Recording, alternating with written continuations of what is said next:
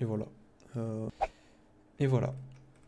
Bonjour à tous, dans cette vidéo nous allons voir comment faire un carré, un triangle rectangle et un triangle isocèle. Bien sûr, tout ça ce seront des approximations avec le symbole astérix.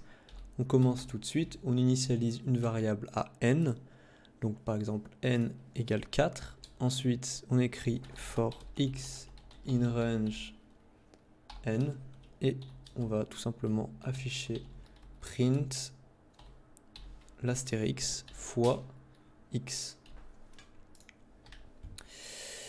Donc, qu'est-ce que ça fait? Au début, x vaut 0, puis 1, puis 2, puis 3. Là, 0 fois l'astérix, ça donne rien. 1 fois l'astérix, ça donne 1 astérix, 2 et 3. Voilà, donc là, on a un triangle rectangle. On peut bien sûr modifier la longueur. On peut maintenant faire un carré. Donc pour ce faire, on remplace x par n. On va prendre une valeur un peu plus faible, comme 15. Voilà. Mais ça ne ressemble pas vraiment à un carré, même si la longueur est égale à la largeur.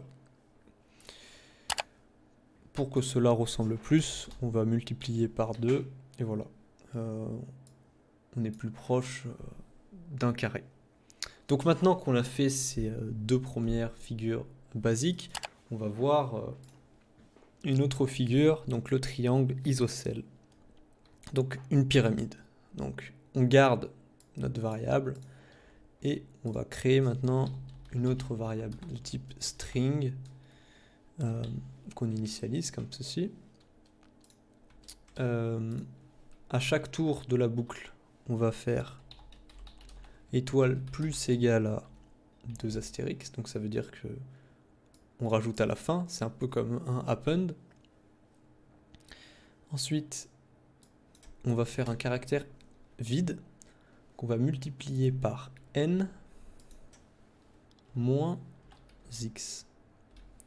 On enlève le x2, donc on multiplie par plus l'étoile. Voilà, donc on lance le programme. Pour que vous compreniez mieux, je vais prendre une plus petite valeur comme 4. Donc au début, hop, je zoome. Au début, il y a 4, 1, 2, 3, 4, parce que n vaut 4, et au début, x vaut 0. Donc n moins 0, 4 espace vide, et 3 astérix, parce qu'au début, il y en a 1, auquel on rajoute 2. Ensuite, au début, on fait 4 moins 1, donc il y a 1, 2, 3 espaces, et là, on rajoute 2, etc., etc.